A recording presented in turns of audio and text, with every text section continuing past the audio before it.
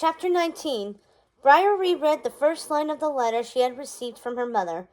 The body of it was filled with the grace and poise Queen Leah always displayed, praising what Briar had done in Frankfurt and promising to arrive in time for the coronation. Indeed, Briar had already heard that the Austrian party had gone in last night, so she knew Leah would be at the cathedral in only an hour now. Also in attendance, a different letter had told her, would be Johann, overjoyed to be seeing her again. He had signed his letter King Johann, no mention of Zauberer or magic at all. It had been a time for significant names in letters, apparently.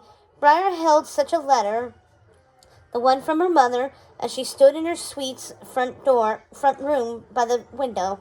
My dearest Briar Rose. She read it twice more, each character filling up a hole inside her. Briar, not Aurora. Empress Briar Rose. It was terrifying still. It would never not be terrifying, but Briar didn't fear it as much as she had feared being Queen Aurora or even Princess Aurora. She lowered the letter.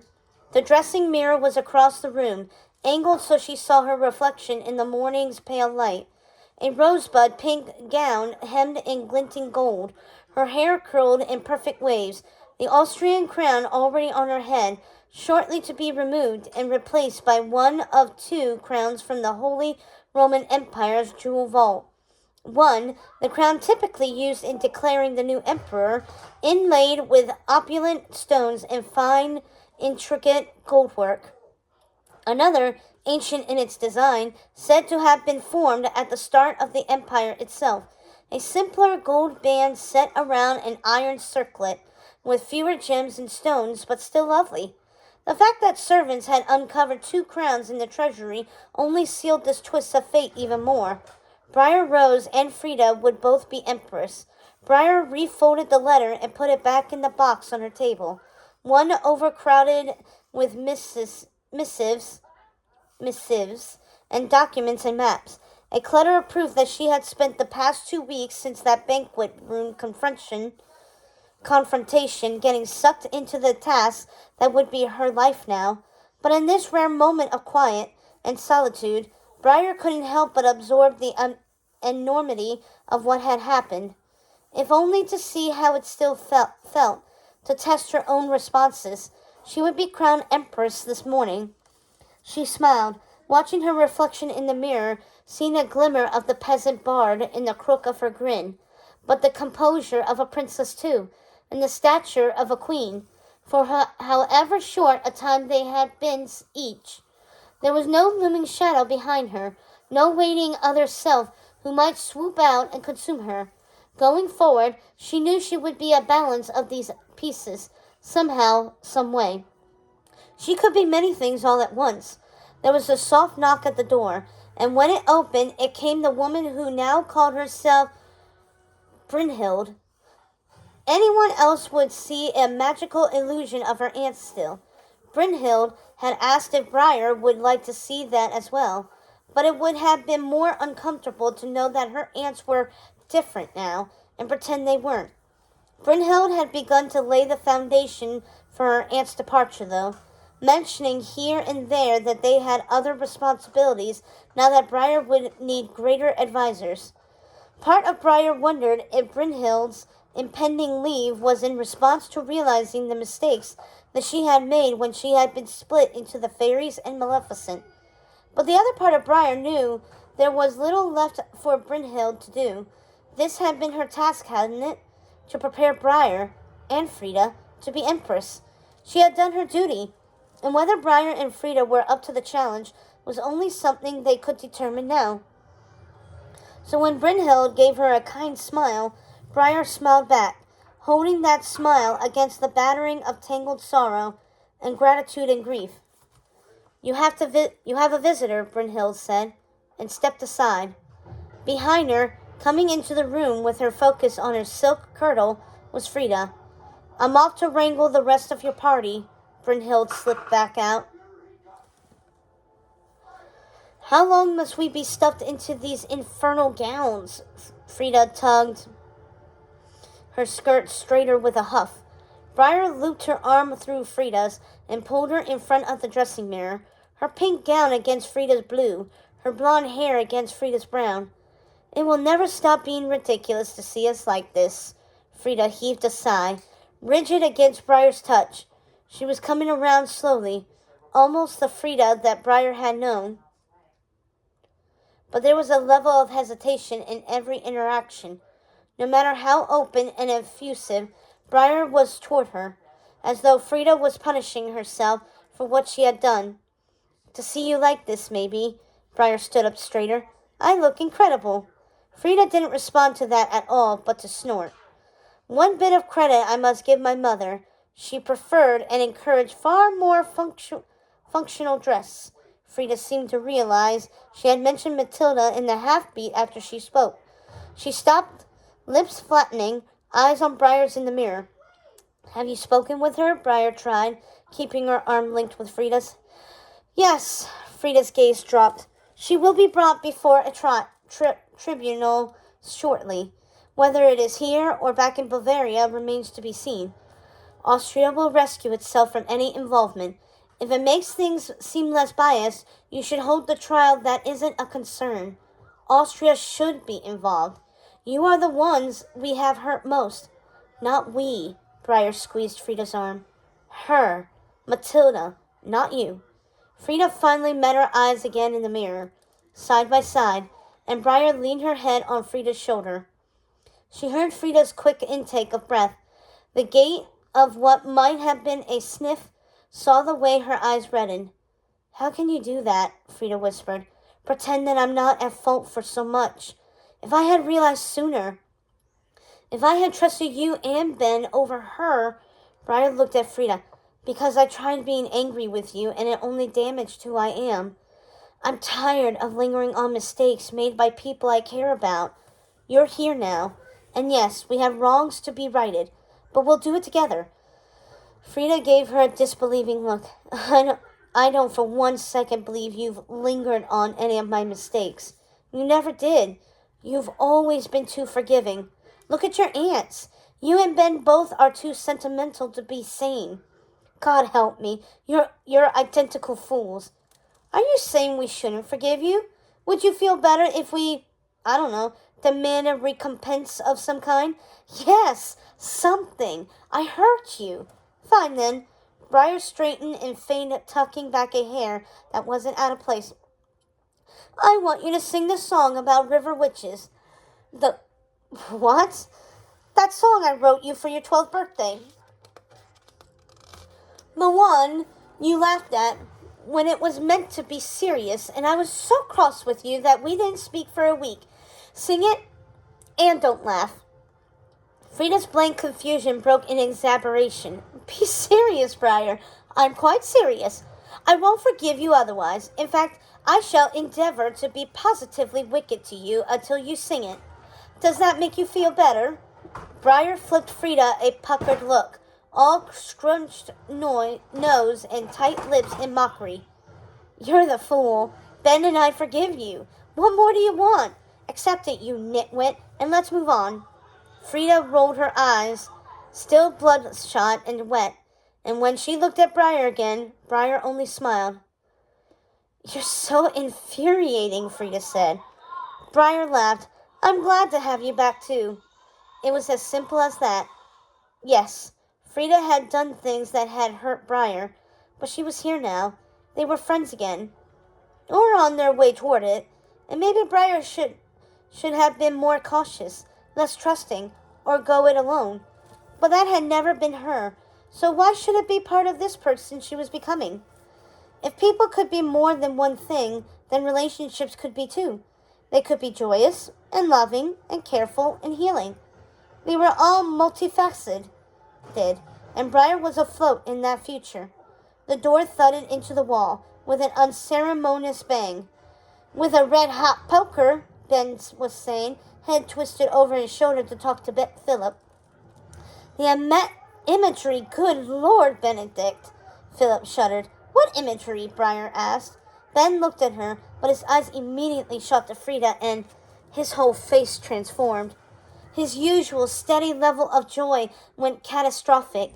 all lustrous smiles and bright eyes and wild giddiness as he dove across the room. Frida could only get out a feeble shriek of "Don't make me redo my hair" before Ben hefted her up, lifting her against him and spinning them in a tight circle. "I'm glad he has someone else to manhandle now," Philip said to Briar, putting a much more sedate hand around her hips. "What was that about a red hot pepper?" He smirked. "Ah, Ben was listing the other things he'd rather do than ride a horse in a joust." Briar whirled on Ben. "You don't want to be a jouster." He set Frida down, cupping her face in his hands, seeming only half aware of Briar and Philip even being in the room. "That was never my goal, Bri. I watch jousting. I'm a rabid fan. But Christ above, to actually ride as a jouster? No, that's far too close to dancing with death for my taste." Briar grinned up at Philip. She nodded toward Ben, an unspoken, "Do you want to tell him?" Philip shook his head and waved his hand. "You be the one." "But what else are knights to do?" Briar asked, too loudly. "If not joust, then I suppose all that remains is to marry an empress?" It was far more satisfying than it should have been to watch Ben's face snap away from Frida. He thrashed his head toward Briar so rapidly that he whipped the tie off his hair. "I'm sorry, I didn't catch that," he stammered. "Knight? Empress? What?" Frida's eyes were narrowed to answer.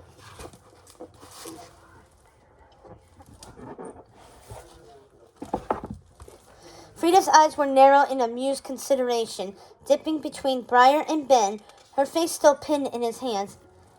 "Oh," Briar put a hand on her chest in exaggerated sincerity. "Oh, this is awkward. Philip, darling, dearest one, did you not tell him? I must have forgotten, my love." "So careless of you, sweetheart. Heartless, I know." "Shameful. I hate you both," Ben cut in. They had his full attention for the first time in 2 weeks. Briar noted with a grin. "What are you talking about?" "You're to be a knight, Ben," Briar said, unable to stop her smile. "If you want." Ben gave a laugh that was more of a startled cough. Then he released Frida's face to drop his head into his hands for one beat. "Why do you keep doing this to me?" he grumbled half-heartedly. His head jerked back up. "I haven't been a squire nearly long enough to warrant anything close to knighthood. You're toying with me." "Dear me, you're quite right." Briar put a finger on her chin in mock thought. "If only someone in this room had the power to waive those sorts of bureaucratic requirements." "There are 3 someones with power of that nature in this room by my count," Philip said. "Should we fight to the death for the honor?" Briar asked. "This is the 14th century, darling. We need not do anything so barbaric." Ben gestured between them. "You two are not in the least funny, trust me." "Good," Briar said, "because we aren't joking, Ben." "Well, about the death fighting, perhaps." "You," he flashed a startled look at Philip. "You're serious? You're going to make me a knight?" Philip nodded, smiling too. Ben huffed, head cocked as if waiting for the joke to land. Frida came up behind him and shook his hand. Mom. Yes. Are you all right?" I want to go to Uncle Stewie's now. "All right. Can I go now to Uncle Let's wait for Daddy." Ben... Push your nose. Philip nodded, smiling too. Ben huffed, head cocked as if waiting for the joke to land. Frida came up behind him and took his hand. "Are you all right?" His eyelids fluttered. He met Briar's gaze and held it for a moment too long. "I love you too." Enough that she could see the unspoken weight in it, the gratitude and amazement.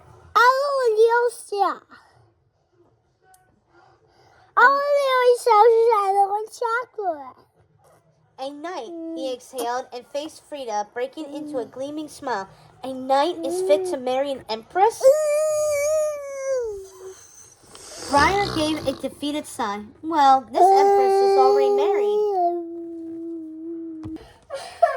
Philip pinched her hip. Frida leaned her forehead against Ben's. "Only if you still believe I'm fit to marry you." All of Ben's humor vanished, leaving only rawness truth. "Yes, he said with unshakable confidence. Frida beamed at him, her eyes tearing up. This is quite a lot of mushiness for a coronation day, Ben said, but he kissed her and kept on kissing her until Briar cleared her throat as loudly as she could. I finally understand what you were always complaining about when you were with Philip and me. I don't remember you two being nearly this annoying and hostage. Ben laughed, cackled more like. This is your doing, Frida shot her an offended look. You cannot set up this gift and then be appalled by the reception. You're right, said Briar. This was a spectacular mistake on my part. Ben, I resign the offer. I'll make you an earl instead. Ben laughed again, a deep, resonant laugh of pure happiness. Don't tempt me with that much power, Bri. I'd be too likely to overthrow you, both you and Frida. We could take them, can't we, Philip? King and Earl, start ourselves a nice little war. Philip arched one eyebrow. Most people give jewelry as a wedding gift, not a war. Do not joke about a civil war. Frida looked adamantly horrified, but at Ben's persistent smile, she relented with an exaggerated headshake and hugged him, her chin on his shoulder, so she could look at Briar. This is how it will be, won't it? Us ruling with this jester at my side. At least yours is tame. Philip barked with a surprising amount of offense. Tame? He looked down at Briar piteously. She thinks I'm tame, Briar. Briar was smiling, and she didn't know if she would ever stop. She felt the weight of Philip against her, the palpable joy from Frida and Ben. I know the truth, don't worry, she said, as she threaded her fingers through his. Footsteps in the hall told her that Brynhild was coming back with her vassals. The rest of her party gathered for the coronation. They would meet with Frida's party too, and make a procession to the cathedral, where the joint coronation would begin, and then she would rule an empire, with her friend at her side, and Philip and Ben as well. That was why the image wasn't frightening. That was why she looked up at Philip, and her smile was so wide. Because the future that lay before her would indeed be one of unity and peace starting here with those she loved. Anything they built on this foundation could only be good and true and right. It could only be the stuff of dreams. And that is the end of Princess Aurora's journey of the Queen's Council, A Sword in Slumber. Thank you again for joining me on this very interesting sequel to the Sleeping Beauty story. I hope you enjoyed it as much as I did. Definitely a lot of historical facts about this. But I hope you join me on our next Read Aloud as we continue along the official Disney Princess lineup. And we are continuing with our next reading of the live action of Sleeping Beauty. Till next time, see you real soon.